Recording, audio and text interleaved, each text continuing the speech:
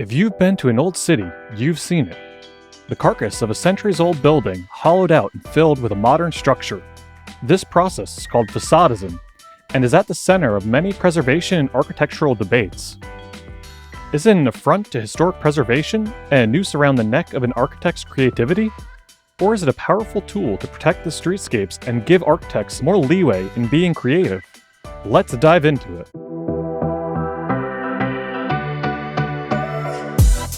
Like Elvis, Sputnik, and the Korean War, the story of modern facadism starts in the 1950s.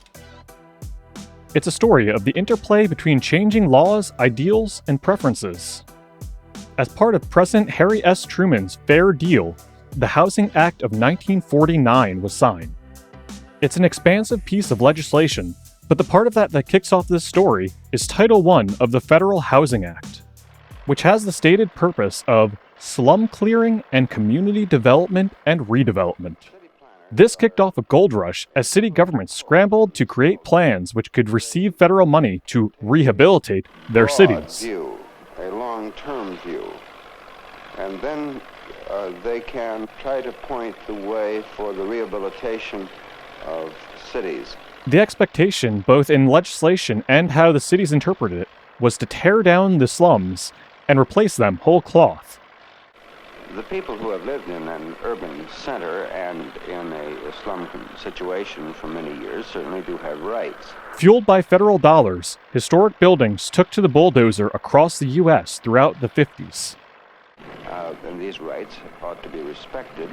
Public outcry started as a rumble and reached a full roar by the close of the decade. However, they do not have the right to frustrate the imaginative and creative efforts of very diligent... Highway revolts were happening. There were many calls for historic preservation of buildings and properties. Preservation was not only becoming the preference of urbanites, but also the law. Among the more notable examples, New York City signed the Landmarks Preservation Act in 1965.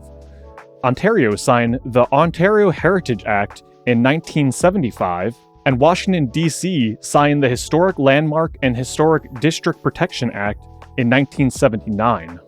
While not all of these laws directly encouraged facadism, it revealed a preference of those who spent the last decade watching their city's history be torn apart. Before getting into the effects of this, let's take a look at what facadism looks like in practice. There are a few distinct types of facades. They break down like this: a collage, where bits and pieces of the old building are retained while the rest of the building is demolished. It can be seen as a Frankenstein's monster, but there are situations where only part of the building can be effectively saved for decorative purposes. The next grouping is saving the full front of a building. Often a developer will set back the new building from the front facade to preserve the feel of the streetscape. Sometimes cities require this, while other times it is part of the selling point of a new development.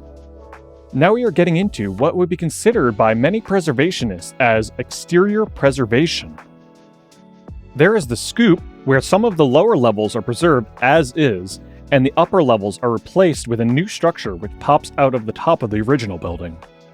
This is more common with historic hotels and office buildings that have a lobby or mezzanine that's worth saving.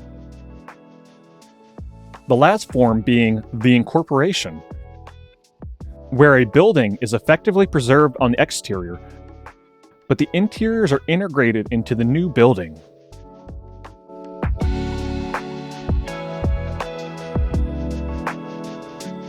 Facadism sits at the center of debates in cities today.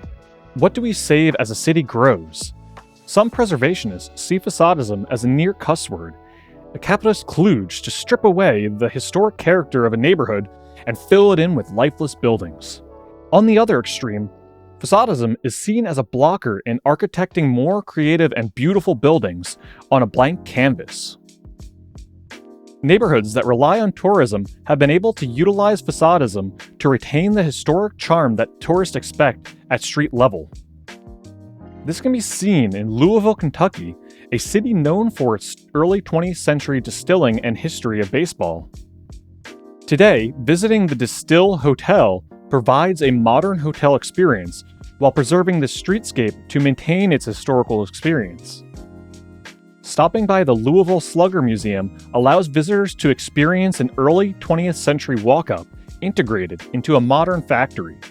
Part of the magic of visiting a place known for its historic pastimes and industry is experiencing these buildings and streets like people may have done in the past.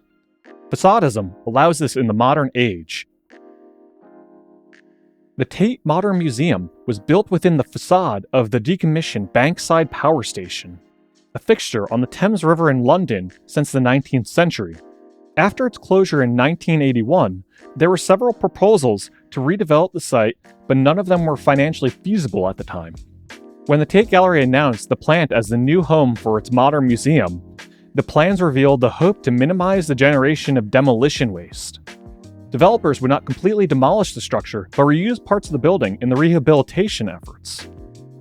The building would be gutted to make room for the new structure, which would support vertical expansion for the upper floors of the museum. In addition to tourism and commercial space, Façadism allows historic neighborhoods to provide more living space for its residents in the face of growing populations. San Francisco, which has been experiencing a housing squeeze in its historic downtown and pressure to maintain the well-preserved downtown streetscape, has looked to Façadism as an answer for new development. Developers were able to convince the community and city planners to build up the historic Chronicle building, the first skyscraper in California, by restoring the original facade. Another example is 178 Townsend, an 1888 brick factory, where the developers were able to preserve the low profile of the historic building on the street while providing plenty of much-needed housing in the back, rather than tearing down the building structure, which is common in the formerly industrial neighborhood of South Beach. This also allowed for the building to be updated to modern earthquake standards, something which is made difficult or near impossible with a standard restoration. Where Façadism gets a bad rap stems from projects that completely remove the buildings from their historic context. The facade of the 1839 Penn Mutual Insurance Company building in Philadelphia sits on the sidewalk of the 70s tower like an uncanny porcelain mask. This was an award-winning building in its day, but today it's used by Façadism detractors as an example of what's wrong with the process. Going even further, Façadism can remove a building completely from its original location. The 1824 Second Branch Bank building in New York City is the most extreme example of this, where the facade was disassembled and moved into the Metropolitan Museum. Today, it serves as another artifact in the museum, with just a plaque and a paragraph description.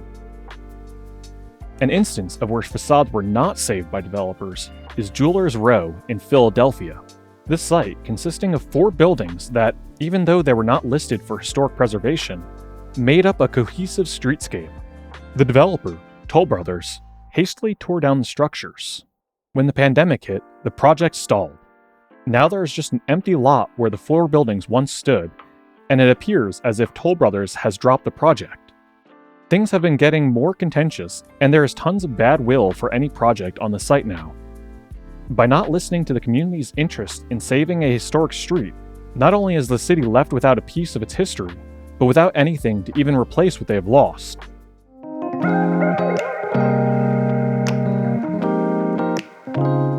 Façadism, when it comes down to it, is a way to keep cities conforming to its current needs while keeping people happy.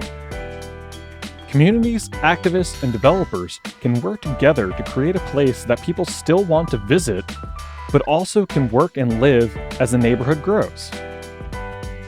I'd like to thank those who have supported me on Ko-fi and subscribed. The support really means a lot to me. And with that, goodbye for now.